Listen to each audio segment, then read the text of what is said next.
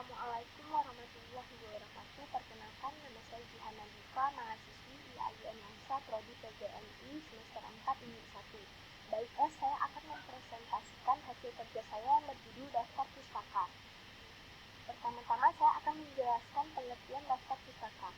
Daftar pustaka adalah tulisan yang disusun dan terdapat di bagian akhir dari karya tulisan.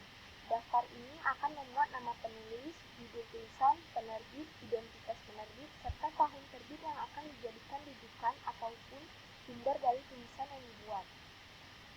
Selanjutnya saya akan menjelaskan fungsi penulisan daftar pustaka.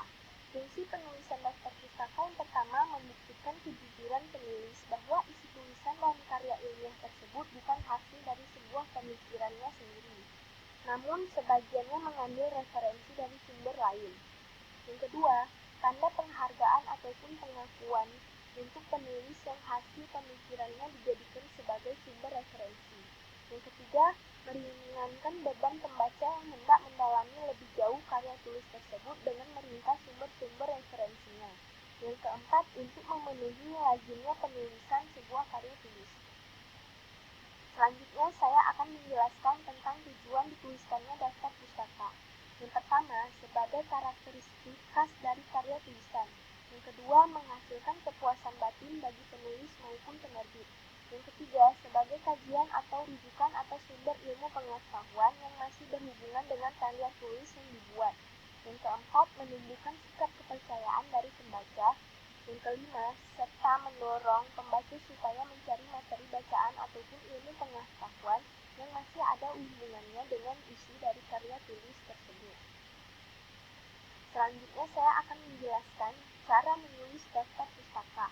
Yang pertama, daftar pustaka akan dirangkai sesuai urutan abjad secara urut mulai dari A hingga Z. 2. Format tidak menggunakan urutan huruf ataupun angka. Yang ketiga, jarak penyusunan dari suatu sumber ke sumber berikutnya akan menggunakan jarak spasi. Selanjutnya saya akan menjelaskan aturan tata cara penulisan daftar pustaka. Terdapat beberapa aturan yang harus diperhatikan dalam penulisan daftar pustaka.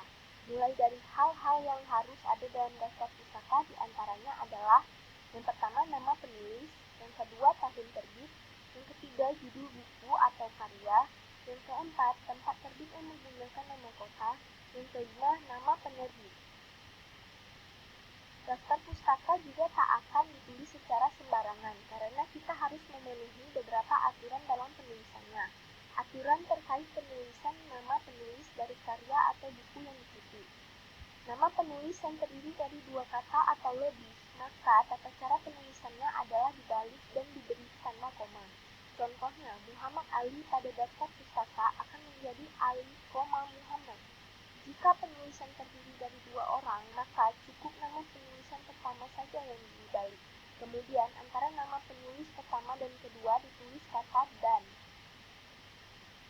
Jika penulis terdiri atas 3 orang atau lebih, maka cukup tuliskan nama penulis pertama dengan tetap dibalik dan dibarengi kata DKK dan kawan-kawan.